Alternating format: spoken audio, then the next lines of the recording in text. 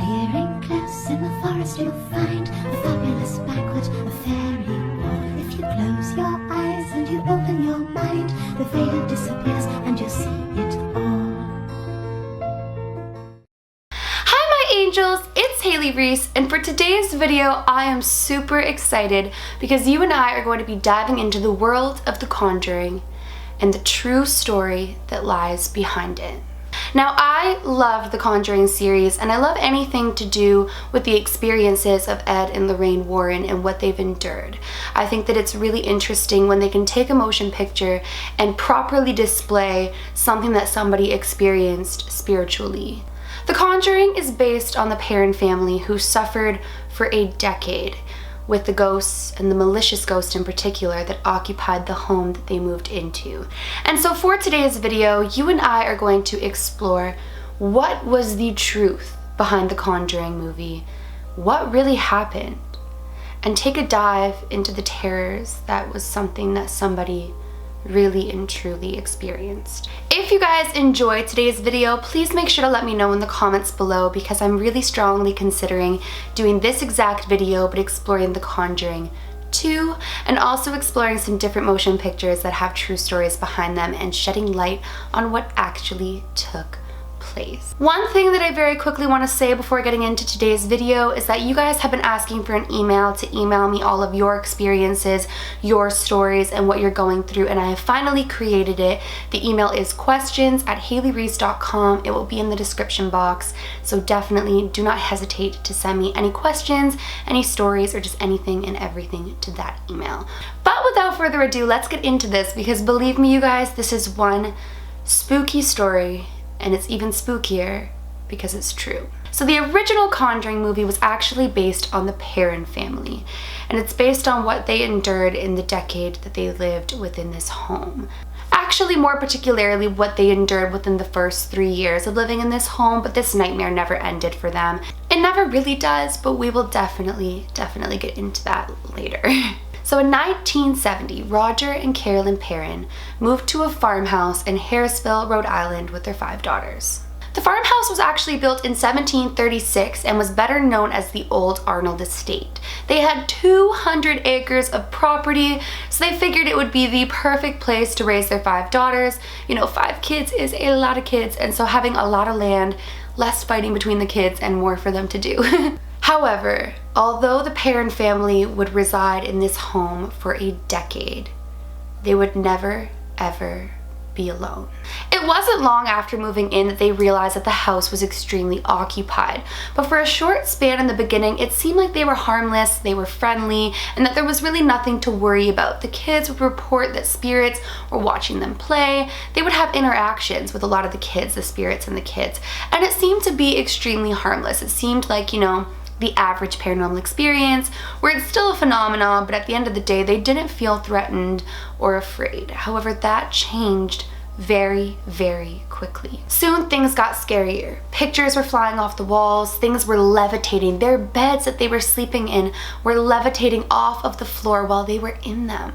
Things that were just unexplainable were happening. Things were shattering, things were moving.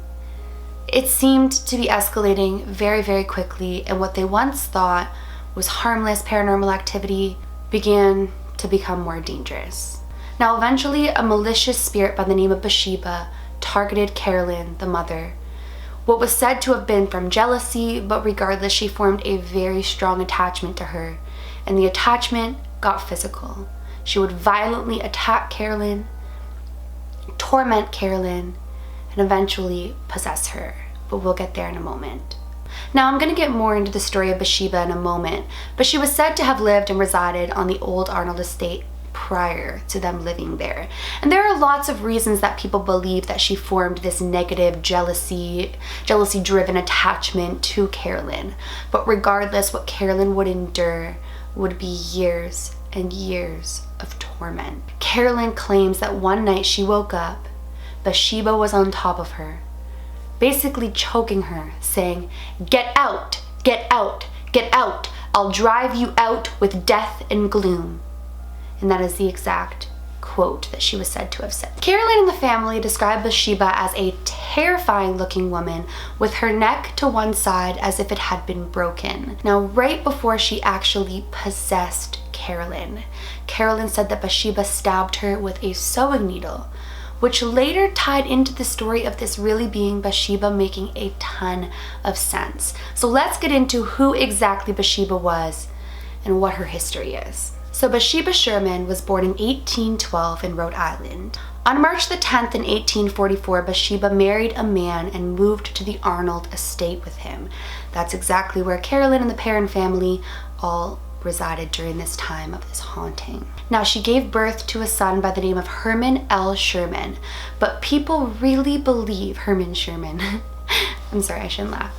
Herman L. Sherman, but people actually believe that she may have had 3 other children that died during childhood. And this was the beginning of the claims of Bathsheba being a witch. Now, when the claims really escalated was when an infant died in the care of Bathsheba.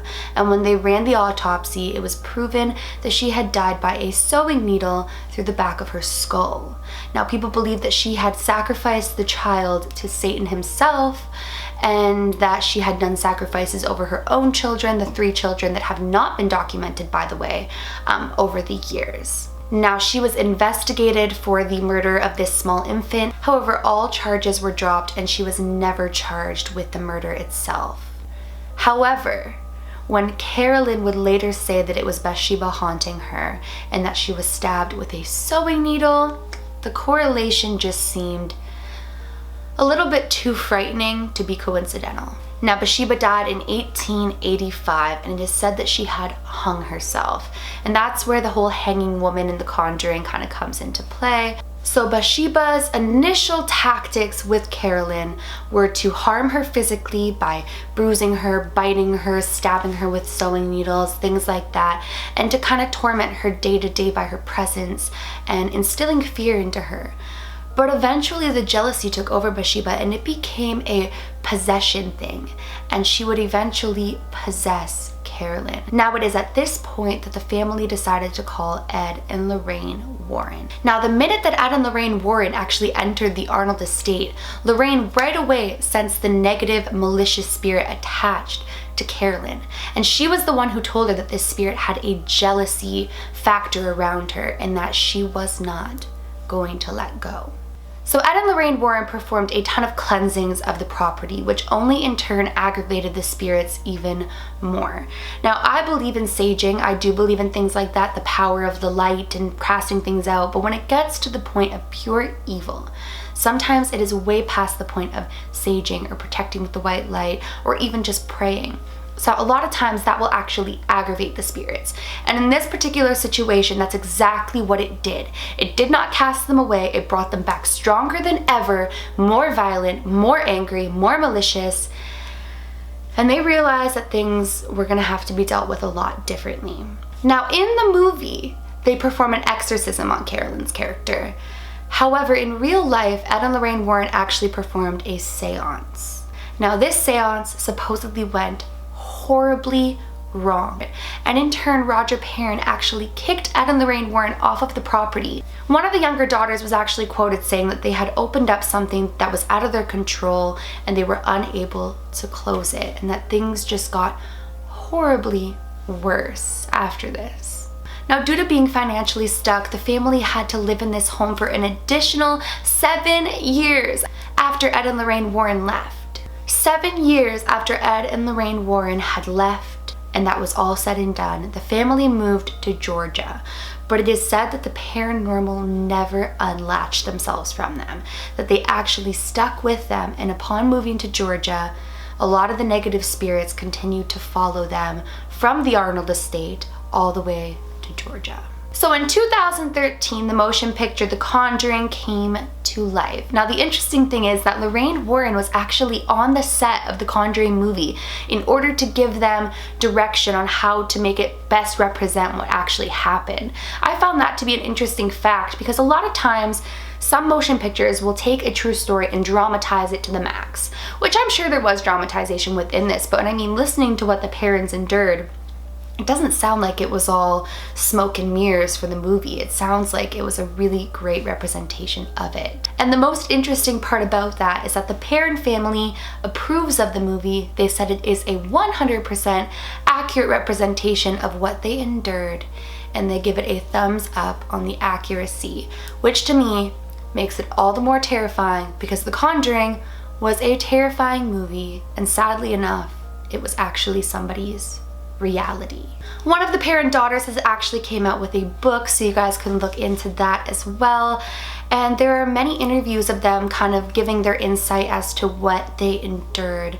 But at the end of the day, they have said that it was a great representation of what happened to them, that what happened while living on the Arnold estate was absolutely traumatizing, and that upon moving to Georgia, the spirits never actually left them alone. As far as Bathsheba, I tried to search for a picture of her. There's only one known picture on the internet that could be Bathsheba, but people don't really know. However, the Perron family is positive that it was Bathsheba Sherman who haunted and possessed their mother. I mean, it would make sense that they see her with the stabbed neck and Bathsheba Sherman died by hanging herself. There are just too many correlations between the life of Bathsheba Sherman and what happened to Carolyn Perron while living in the home. Well, you guys, that is the true story behind The Conjuring #1. If you guys want me to cover The Conjuring 2 or other paranormal movies with true stories, make sure to leave a comment down below letting me know that you guys enjoyed it. I really enjoy looking into what's fact and what's fiction when it comes to paranormal movies, and so I definitely would enjoy creating these videos for you guys, but it's completely up to you whether or not you guys enjoyed it. On that note though, if you guys did enjoy today's video but you are not yet subscribed, please go ahead and click that subscribe button. I post a ton of videos. I don't want you to miss when I upload. And please give this video a big thumbs up. It makes my heart super happy when you guys do that, so please do that. Remember, my loves, do all things with kindness. And until next time, I love you.